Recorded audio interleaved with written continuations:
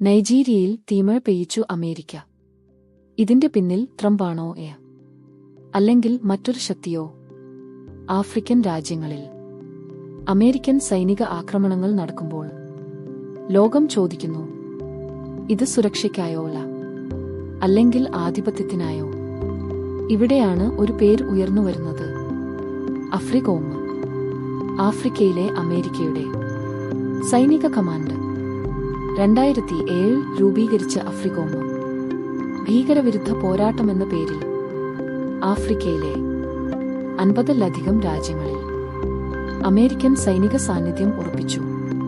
Trump അധികാരത്തിലിരുന്ന കാലത്ത് drone ആക്രമണങ്ങളും രഹസ്യ സൈനിക ഓപ്പറേഷനുകളും കുത്തനെ വർദ്ധിച്ചു.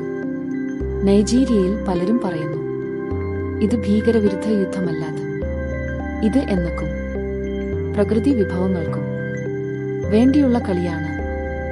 അഫ്രികോം ആഫ്രിക്കയുടെ രക്ഷകനോ അല്ലെങ്കിൽ അമേരിക്കയുടെ കണ്ണും കൈയും മാത്രമോ?